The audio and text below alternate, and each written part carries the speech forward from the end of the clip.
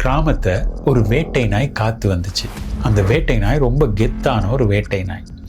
யார் வந்தாலும் விடாது, கள்ளர்களை அந்த கிராமத்துக்குள்ள விடவே விடாது. ஸோ அந்த மாதிரி ஒரு திறனான ஒரு வேட்டை நாய். ஒரு நாள் அந்த வேட்டை நாய் என்ன செஞ்சிச்சு, தன்னுடைய குட்டிகளை எல்லாம் கூட்டிக்கிட்டு கிராமத்துக்கு நடுவில் பகல் நேரம் அப்படியே உலா வந்துக்கிட்டு இருந்துச்சு.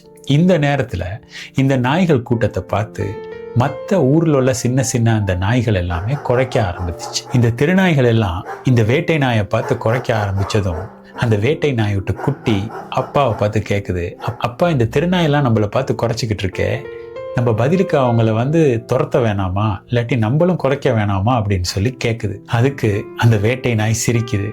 சிரிச்சிட்டு பதிலாக சொல்லுது, எங்களாலையும் இதெல்லாம் செய்ய முடியும், ஆனால் இதை நம்ம செய்கிறனால எந்த பயனுமே கிடையாது. நம்ம இந்த ஊருக்குள்ளே வந்துக்கிட்டு இருக்கிறோம், இல்லாட்டி நம்ம இப்படிப்பட்ட ஒரு வேட்டை நாயாக இங்கே இருக்கிறோம் அப்படிங்கிறத எல்லாருக்கும் அறிய செய்கிறது இந்த தெருநாய்கள் தான், அதனால குறைக்கட்டும் அப்படின்னு சொல்லுது. குட்டி நாய் அப்பையும் தந்தை நாயை ரொம்ப ஆச்சரியமாக பார்க்குது.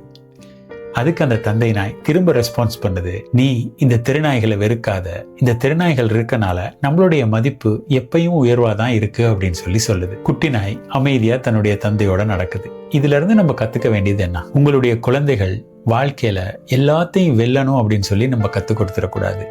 யாரை நம்ம புறக்கணிக்கிறனால நம்மளுடைய மதிப்பு எந்த அளவு உயருது அப்படிங்கிறதையும் அவங்களுக்கு நம்ம கற்றுக் கொடுக்கணும். யாராவது நம்மளை கேலி செஞ்சா அது ஒவ்வொரு வார்த்தைகளுக்கும் நம்ம பதில் சொல்லிக்கிட்டு இருக்கணுங்கிறது கிடையாது. யாராவது நம்மளை குறை சொன்னா அந்த ஒவ்வொரு வார்த்தைகளையும் நம்ம மனசுல வச்சுக்கிட்டு இருக்க வேண்டிய அவசியமும் கிடையாது. சில நேரங்கள்ல நம்ம அமைதியா முன்னேறது தான் மிக மிக முக்கியம்.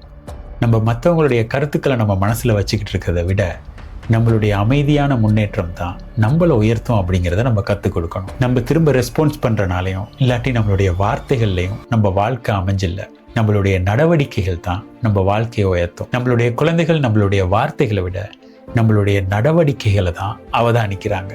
ஸோ அதில் தான் நம்ம கவனம் செலுத்துறது ரொம்ப ரொம்ப முக்கியம். குழந்தைகள் இந்த உலகத்தை வெல்லணும் அப்படிங்கிறத கற்றுக் கொடுக்கறதுக்கு அவங்கள கட்டுப்படுத்தி கொள்றது எப்படி அப்படிங்கிறத கற்றுக் கொடுங்க. பிறர் குறைக்கிற சத்தத்தினால நம்மளுடைய எதிர்காலமோ நம்மளுடைய பாதையோ உருவாகாது.